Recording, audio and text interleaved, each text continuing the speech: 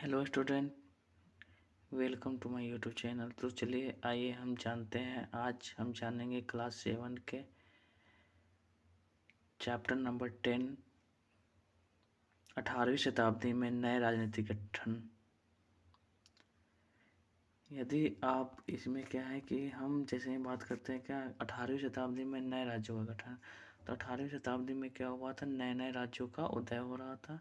और वो किस कारण से हो रहा था, तो चलिए आइए हम इसमें देखेंगे कि 18वीं शताब्दी में क्या होता है कि जैसे ये हम देखते हैं कि 18वीं शताब्दी से पहले की अगर हम बात करें तो आपको यहाँ दिखाई दे रहा होगा जो 18वीं शताब्दी से पहले का जो शासन था वो क्या था, मुगलों का शासन था। उस समय क्या हो रहे थे, पूरे भारत पे क्या होता, मुगलों का साम्राज्य स्थापित था ये। और जो हम इस चित्र में देख सकते हैं, जो मुगलों की जो सीमाएं थी वो पाकिस्तान, अफगानिस्तान, इधर नेपाल, भूटान, ये पूरे भारत में इधर ये जो इस क्षेत्र आपको दिखाई दे रहे हैं, ये सभी पे किसका था, वो था, ये सब मुगलों का इस पे शासन था।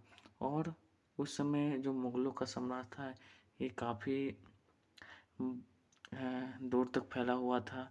और जैसे ही इनकी औरंगजेब की मृत्यु होती है, हम बात करेंगे जैसे क्या होता है कि 18वीं शताब्दी की एक ऐसी अवधि थी जब क्या होता है, राजनीतिक परिस्थितियाँ अपेक्षाकृत एक छोटे से समयांतर में बहुत तेज़ी से अचानक बदलनी शुरू हो जाती है। और जैसे ही क्या होता है, 1707 में जब औरंगजेब की क्या होती है, औरंगजेब की 1707 में मृत्यु होती है, तब क्या होता है कि और उसके जो औरंगजेब के बाद जो सक्सेसर आते हैं तो उसके उत्तराधिकार आते हैं, उनके लिए ये इतने बड़े क्षेत्रों पे शासन करना बहुत ही मुश्किल हो जाता है। और वो इतने बड़े क्षेत्रों में ये अपना जो उनका क्षेत्र था उनका संभालना मुश्किल हो जाता है। और इतने बड़े क्षेत्रों में वो शासन नहीं कर पा रहे होते हैं। तब क्या होता है, नए नए राजनीतिक जो अलग अलग क्या होते हैं, उनके जो गठन होता है, नए नए राजनीतिक सत्ता वो क्या होती है, उदय होने लगती है, शक्तियाँ उदय होने लगती हैं।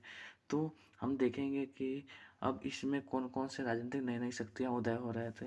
तो हम देखते हैं कि जैसे 18वीं शताब्दी आती है, तो 18वीं शताब्दी के आते ही मध्य में क्या होता है कि अलग अलग, जैसे आप देखेंगे यहाँ पे क्या हो रहा है, राजपूत वंश, जो राजपूत शासक थे वो उसका उदय होना स्टार्ट हो जाता है। इधर देखेंगे मराठा का उदय होना स्टार्ट हो जाता है, हैदराबाद में निजाम जो वो अलग उनका उदय होना स्टार्ट हो जाता है। इधर हम जो ये पीली वाली देख रहे हैं, इस समय क्या होता है, यहाँ पर ब्रिटिश नियंत्रण में आ जाता है।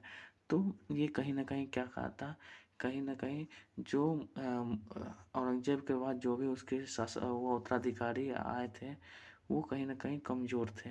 इस कारण से और इतने बड़े क्षेत्र, उनका जो अधिकार क्षेत्र था वो इतने बड़े क्षेत्रों में क्या हुआ था, अधिकार करना उनसे के लिए मुश्किल हो रहा था। तो अब ऐसे समय नए नए जो शक्तियाँ हैं उनका उदय हो गए। और सभी जो अलग अलग शासक थे उनकी जो छोटी छोटी शक्तियाँ थी वो उदय होने थे और वो अपने आप को स्वतंत्र होने की कोशिश कर रहे थे। तो अब हम देखते हैं आगे। अब देखिए वो कौन कौन सी शक्तियाँ थी, हम एक एक करके सबका अध्ययन करेंगे। अब देखो यहाँ पे मुगल साम्राज्य और पूर्ववर्ती मुगलों के लिए संकट कैसे थे। तो इसमें क्या था कि मुगल साम्राज्य के लिए क्या हुआ था कि ये संकट की स्थिति कैसे आ गई थी।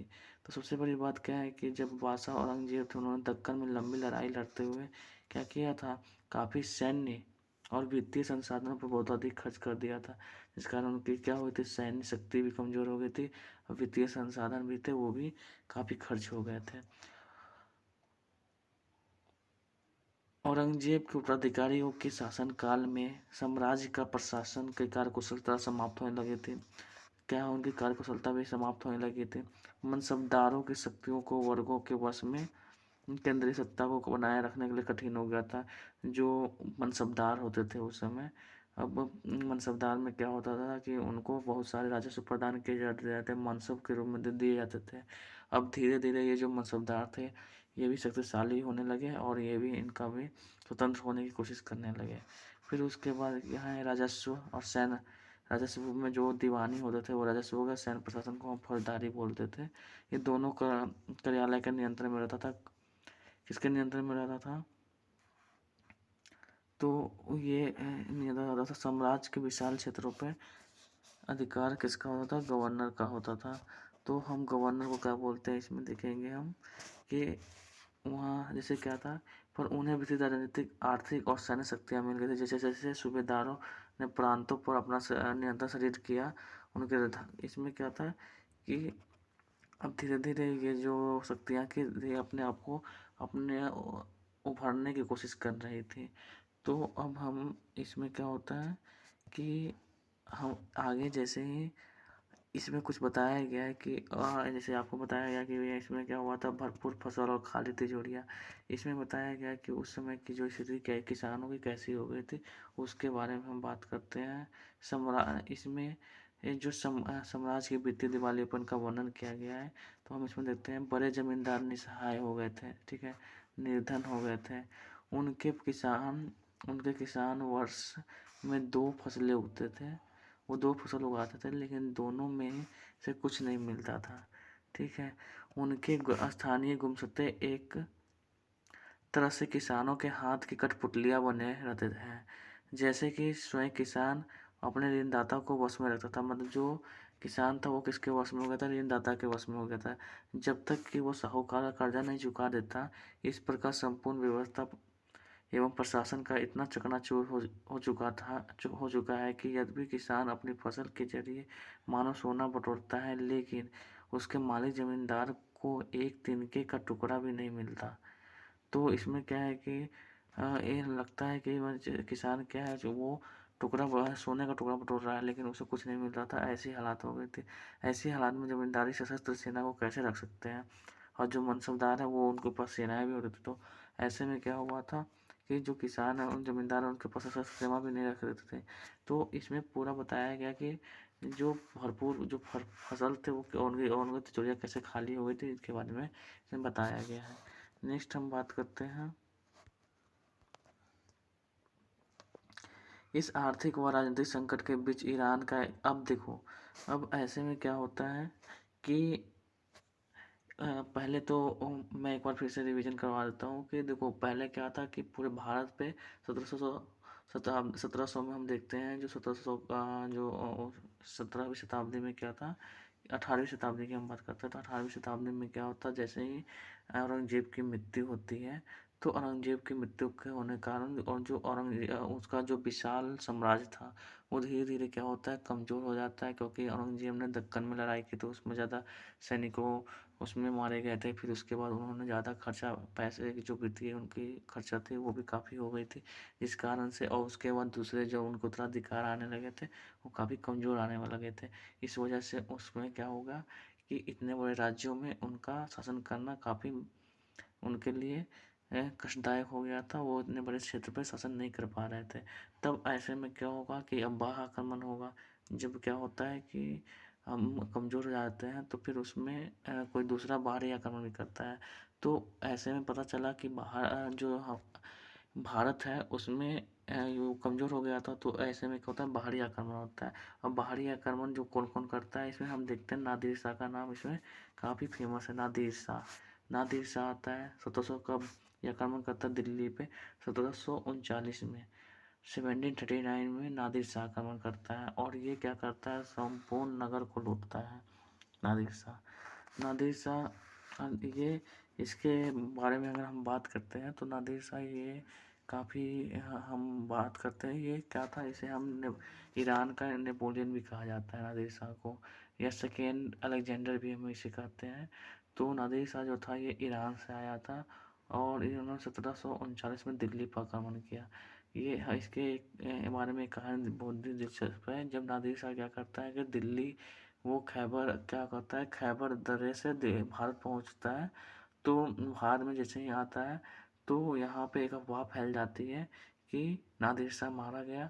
तो ऐसे में क्या होता है कि जो दिल्ली की जो सेना होती है, मुगल की सेना, वो नादिर शाह की सेना को बहुत ही बुरी तरीके से मारती है।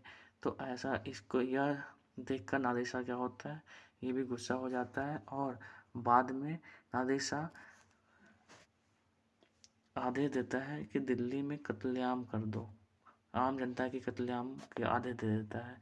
तब दिल्ली में क्या होते हैं कि खून कत्लेआम शुरू हो जाता है और नादिर शाह दिल्ली से बहुत सी चीज़ें लूट कर ले जाता है, जो आपको आगे बताया गया है, हम उसके बारे में बताएंगे। नादिर शाह और एक दूसरा भी आक्रमणकारी आक्रमण करता है, जिसका नाम है अहमद शाह अब्दाली। अहमद शाह जो अब्दाली है, इसने क्या किया था 1748 से 1761 के बीच, ये पहला ऐसा आक्रमणकारी था जिसने भारत पे 5 बार आक्रमण किया। ठीक है, अब हमें 2 चीज़ें याद रखनी है कि एक आक्रमण करता है 1739 में नादिर शाह, जो कि ईरान का था, ईरान का नेपोलियन कहा जाता है, और एक अफगान का शासक था अहमद शाह अब्दाली। ठीक है, अहमद शाह अब्दाली ने कितने बार आक्रमण किए थे? 5 बार आक्रमण किए थे। नादिर शाह के बारे में हम बात करते हैं कि नादिर शाह दिल्ली में क्या करता है, आते ही इन्हें कत्लेआम करता है और बहुत सारे यहाँ से धन संपत्ति लूट के ले जाता है। तो इसी में हम बात करते हैं कि नादिर शाह के आक्रमण के परिणाम स्वरूप दिल्ली में जो विध्वंस हुआ, उसका वर्णन समकालीन प्रेक्षकों ने ऐसे किया है। जैसे हम देखते हैं उसने क्या किया था कि बहुत सारी धन संपत्ति लूटी। तो उसमें देखो इन्होंने क्या क्या लिखा था, 60 लाख रुपया, 60 लाख रुपया ज़्यादा था, कई हजार सोने के सिक्के भी लूटे थे, हजार, और उसके बाद लाखों, लगभग 1 करोड़ रुपए सोने के बर्तन वो जीत के ले गया, 50 करोड़ रुपए गहने ले गए थे, जवाहरात ले गए थे। फिर उसके बाद इसमें से अन्य चीज़ें भी ले गया, बहुत सारी बेशकीमती, और जिसका कोई मुकाबला नहीं कर सकता है। एक ऐसा चीज़ ले जाता था जिसका नाम है तख्ते ताउस। तख्ते ताउस क्या था? तख्ते ताउस का निर्माण ये शाहजहां ने करवाया था, जिसे हम मयूर सिंहासन भी बोलते हैं। इंग्लिश में हम बात करें तो पीकॉक थ्रोन। ठीक है, पीकॉक थ्रोन जो है ये नादिर शाह ही भारत से क्या करता है, ले जाता है। और जो ये पीकॉक थ्रोन बनाया किसने था? शाहजहां ने बनाया था। और ऐसा माना जाता है कि जो कोहिनूर हीरा था उसको भी पीकॉक थ्रोन में ही लगा था। और नादिर शाह क्या करता है, इसे जो कोहिनूर हीरा है इसे क्या करता है, दिल्ली पे आक्रमण कर और इसे अपने ईरान ले जाता है। तो कोहिनूर हीरा भी हमारा ईरान चला जाता है। तो आगे हम देखेंगे कि एक अन्य वृत्तांत में दिल्ली पर आक्रमण के प्रभाव का वर्णन कि एक अलग उसमें बताया कि दिल्ली में नादिर शाह का क्या था, कि नादिर शाह ने आक्रमण कैसे किया था और उसके क्या परिणाम हुए थे। तो इसमें हम एक बार फिर से एक और देख लेते हैं जो अलग है। इसमें हम देखते हैं कि जो कभी मालिक थे वो बड़ी दर्दनाक हालात में आ गए थे, कि जो मालिक हुआ करते थे वो काफ़ी दर्दनाक हालात में आ गए थे, जिन्हें कभी भरपूर आदर इज्जत दी जाती थी, अब उसके पास प्यास बुझाने के लिए पानी भी नहीं था।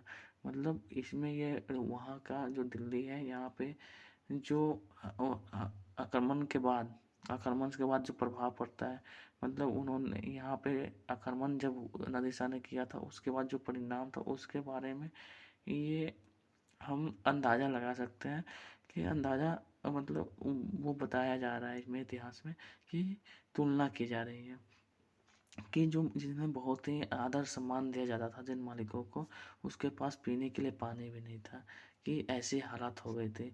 अलग अलग बड़े लोगों को उनके कोनों से खींचकर बाहर निकाल दिया गया था, जो मतलब अलग अलग कोने में पड़े थे उनको भी खींच के बाहर निकाला, मारा पीटा घसीटा गया था।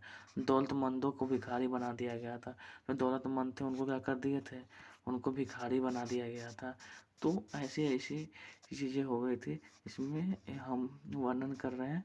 फिर उसके बाद क्या था कि शौकीन लोगों कभी किसी तरह के सुंदर कपड़े पहनकर पोशाक नया नया फैशन चला रहे थे, अब वो नंगे घूमने लगे थे। मतलब हालात इतनी मद्दर हो गई थी कि हम उसका अंदाज़ा नहीं लगा सकते हैं। जिसके पास ज़मीन और जायदाद की कमी नहीं थी, अब वो बेघर नया शहर जहानाबाद अब मलबे का ढेर बन गया था, कि बन गया। ठीक है, जो एक शहर था शाहजहानाबाद वो भी मलबे का ढेर बन गया था। और नादिर शाह ने तब पुराने महलों पर हमला बोला, वहाँ पर की सारी दुनिया को तबाह कर डाला। तो इससे इसमें क्या गया उसका उस समय की जो सिचुएशन थी उसको हम थोड़ी अपने मन में उतार सकें, तो उसके बारे में उन्होंने ऐसा ये इतिहासकार हमें अपने शब्दों में लिखकर हमें बताने की कोशिश कर रहे हैं। तो ऐसा अब आगे देखते हैं हम कि नादिर शाह के जब आक्रमण किया था तो भारत में उसके क्या परिणाम हो गए थे। तो ऐसा हालात हो गए थे बहुत ही बदतर तरीके से। फिर उसके बाद क्या साम्राज्य पर सब ओर से दबाव पड़ रहा था कि जब नादिर शाह लूट के ले गया, फिर उसके बाद अफगान शासक मोहम्मद अब्दाली आते हैं, वो भी इसको कई बार लूटते हैं। और उस समय जो भारत था उसे सोने की चिड़िया कहा जाता था। तो इसलिए बहुत सारे आक्रमण हो रहे थे और सभी क्या कर रहे थे भारत में, ये शासन करने के लिए नहीं आते थे, मतलब लूटने के लिए ही आ रहे थे जितने भी थे, कि वो भारत से कुछ ना कुछ लूट के ही ले जा रहे थे। तो इस पर सभी जगह से क्या हुआ, दबाव पड़ने लगा था। अभी जातों के विभिन्न समूहों को पारस्परिक प्रतिद्वंदता, मतलब जो अभी उसके अंदर के जो मुगल शासक थे उनके अंदर भी आपसी प्रतिद्वंदता हो गई थी। वो भी दो भागों में बट गए थे, कुछ ईरानी हो गए थे तो कुछ तुरानी हो गए थे। ठीक है, काफ़ी समय तक मुगल बादशाह इनमें से एक दूसरे के साथ कठपुतली बने रहे हैं। फिर उसके बाद क्या होता है, अब ये मुगल बादशाह दूसरे की कठपुतली बने रहे थे, ईरानी और तुरानी और कठपुतली बन गए थे। और जो ईरानी तुरानी थे वो आपस में उनको लड़वाते थे। लड़वाने इसमें क्या हुआ था कि बादशाह, इसमें कई बादशाहों की भी हत्या कर दी गई, जैसे फारूक सियर आलमगीर द्वितीय की हत्या कर दी गई। तो दो बादशाह ऐसे थे जिनको क्या किया गया था कि एक था कौन सा, अहमद शाह और शाह आलम। ठीक है, ये इन दोनों को अभिजातों ने क्या कर दिया था, अंधा कर दिया था। तो हम देख सकते हैं कि कठपुतलियाँ बनाकर उनको लड़वाया जा रहा था, आपस में बाहरी आक्रमण हो रहे थे। तो बहुत सारी ऐसी जो समस्याएं उत्पन्न हो गई थी। अब है नए राज्यों का उदय। हम देखेंगे नए राज्यों, अब धीरे धीरे कैसे कैसे नए राज्य आ रहे थे। तो नए राज्यों में हम देखते हैं कि जो 18वीं सदी में कुछ नए जो महत्वपूर्ण राज्य आते हैं। एक था अवध। ठीक है, उसमें हम देखते हैं कि अवध, बंगाल व हैदराबाद जैसे राज्यों जो पहले मुगल प्रांत थे, हालांकि इन राज्यों के शासक अति शक्तिशाली थे, काफ़ी हद तक स्वतंत्र थे और मुगल बादशाह औपचारिक तौर पर अपने से संबंध नहीं तोड़े। ठीक है, ये रहे। फिर ऐसे राज्य जो मुगल के पुराने शासनकाल के वतन जागीरों के रूप में काफ़ी स्वतंत्र थे। इनमें से कई राजपूत प्रदेशों भी शामिल थे, इसमें राजपूत प्रदेश भी हो गए। तीसरी श्रेणी में मराठा, सिख, जाट ये राज्य आने लगे। तो ऐसे ही बहुत सारे धीरे धीरे क्या हुआ था, राज्य नए नए उभर के आ रहे थे। पुराने मुगल प्रांत में हम देखते हैं, पुराने मुगल प्रांत जो मुगल प्रांत था, तो उसमें हम देखते हैं क्या कि अलग अलग हुआ। जैसे क्या है, एक हम बात करते हैं कि वहाँ के उत्तराधिकारियों कौन कौन थे। तो इन 3 राज्यों में जैसे हम देखते हैं कि ये अवध, और इसको हम याद रखेंगे कि अवध का जो संस्थापक था सआदत खान था। बंगाल के जो संस्थापक कौन थे, मुर्शिद कुली खां। और हैदराबाद के शाह आसफ। ठीक है, इतना हमें याद रखना है कि और जो जितने भी शाह आसफ और मुर्शिद कुली खान थे, इन्हें 7,000 की जात का दर्जा दिया गया था, जबकि सआदत खान को 6,000 की जात का दर्जा दिया गया था। नेक्स्ट अब बात करते हैं हैदराबाद में। तो हैदराबाद में हम बात करेंगे कि जो हैदराबाद का, हमें बस हैदराबाद में इतना ही याद रखना है कि जो हैदराबाद का संस्थापक कौन था, तो हैदराबाद का निजाम उल मुल्क ये जो थे हैदराबाद के शासक थे। ठीक है, इन्होंने हैदराबाद की स्थापना की थी। मुगल बादशाह फारूक शेर के दरबार का अत्यंत शक्तिशाली सदस्य था। अब इसमें क्या था कि मुगल बादशाह फारूक शेर के दरबार का अत्यंत शक्तिशाली सदस्य था, उसे सर्वप्रथम अवध की सूबेदारी सौंपी गई थी। ठीक है, और इसमें निजाम उल मुल्क, ये इसमें ज़्यादा हमें बात नहीं करनी है। और ये क्या थे, जो निजाम थे, ये पूर्व में दिशा निजाम उल मुल्क कुरुमंडल, ये क्या है, इनका जो हम राज्य का विस्तार दे सकते हैं कि हैदराबाद राज्य पश्चिम की ओर मराठा के विरुद्ध पठारी क्षेत्रों को स्वतंत्र तेलुगु सेना नायक के साथ युद्ध कर संलग्न रहा। और इनका पूर्व दिशा में निजाम उल मुल्क आसफ जहाँ कुरुमंडल तट पर स्थित धन संपन्न पर नियंत्रण करने की महत्वाकांक्षा रखता था। ये कहाँ पे, जो आसफ जहाँ था, ये कुरुमंडल तट उनका जो कोरोमंडल तट है, इस पे नियंत्रण करने का महत्वाकांक्षा रखता था। ठीक है, लेकिन उनकी महत्वाकांक्षा पर ब्रिटिश शक्ति की उपस्थिति के कारण रोक लग गई थी, मतलब उस पे वो अधिकार नहीं कर पा रहा था। अब हम देखते हैं निज़ाम की फ़ौज के बारे में। तो निज़ाम के पास कितने सैनिक थे, उसका जो निजी वर्णन है, इसको देखते हैं कि निज़ाम के पास हम देखते हैं 400 हाथी की सवारी थी। उसके आसपास कई हजार घुड़सवार रहते थे। अत्यंत कुशल और अति सुंदर सजे हुए सवारों पर सांकेतिक 100 रुपये से ज़्यादा, मतलब जो अति सुंदर सजे होते थे उनको सांकेतिक वेतन 100 रुपये से ज़्यादा मिलता था। तो ये सब बातें हैं अवध में है, इतना ही याद रखना है। अब देखते हैं हम अवध के बारे में। हैदराबाद का उतना ही था। अब देखते हैं अवध में। तो अवध का वो शासक कौन था? तो अवध का हम देखते हैं बुरहान उल मुल्क सदात खान। यह 1772 में अवध का सूबेदार नियुक्त किया गया। इसने मुगल साम्राज्य के विघटन होने पर जो राज्य बने उसमें यह सर्वाधिक महत्वपूर्ण राज्यों में से एक था। अवध एक समृद्धशाली प्रदेश था और गंगा नदी में ये क्या था कि गंगा नदी के किनारे होने के कारण ये काफ़ी, यहाँ की जो भूमि थी काफ़ी उपजाऊ थी। बंगाल के बीचों बीच उत्तरी भारत तथा बंगाल के बीच व्यापार का मुख्य मार्ग इसी से होकर गुजरता था। तो ये अवध काफ़ी महत्वपूर्ण जगह था।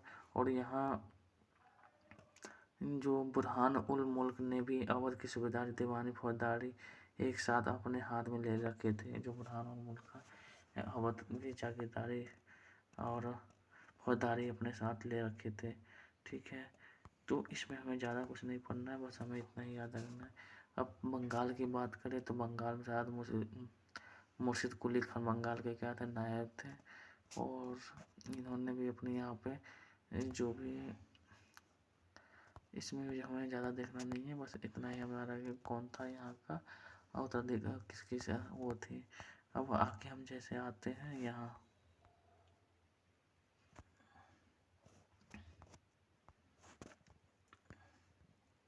इसमें अब हम बात करते, देखो राजपूत शासक में हम बात करते हैं कि अब आते हैं कुछ राजपूतों का, राजपूत शासक का उदय होता है। तो राजपूत शासक में हम देखते हैं क्या, कई राजपूत शासकों ने मुगलों की आधिपत्य स्वीकार कर ली थी, लेकिन एक मेवाड़ का एकमात्र ऐसा राजपूत था जिसने मुगलों की सत्ता को चुनौती दी थी, राणा प्रताप। का नाम है महाराणा प्रताप। ठीक है, महाराणा प्रताप जो कि उदयपुर तथा मेवाड़ के बड़े क्षेत्र के नियंत्रक साथ में मेवाड़ की गद्दी पर आसीन हुए। राणा के पास मुगल राजत्व को स्वीकार करने के लिए कई दूतों को भेजा गया, लेकिन अपने निर्णय पर दृढ़ रहे। तो हम बात करते हैं अगर महाराणा प्रताप की, तो महाराणा प्रताप, राजपूतों में भी बहुत सारे राजपूत शासक हुए जो कि मुगलों के अधीन हो गए थे। और इसमें क्या था, महाराणा प्रताप ये एक ऐसा शासक था जिसने ये कभी मुगलों कि इन्होंने जो अधीनता स्वीकार नहीं की थी। एक बार हम क्या होता है, हम बात करते हैं जो महाराणा प्रताप है। महाराणा प्रताप का हम इन जो एक हाथी का नाम था, इसके जो एक घोड़ा है वो काफ़ी फेमस, इसका नाम था चेतक। और इसके एक हाथी है और जिनका वो भी काफ़ी फेमस है, जिसका नाम है था राम प्रसाद। तो हम बात करते हैं महाराणा प्रताप की। तो महाराणा प्रताप की जो कहानी है वो आपको अगले वीडियो में बताई जाएगी। तब तक आप इतना याद रखें। और ऐसे कि भारत पर कितने लोगों ने आक्रमण किया था, जब भारत की सत्ता कमजोर होने लगी थी तो उसके बाद कौन आक्रमण करता है।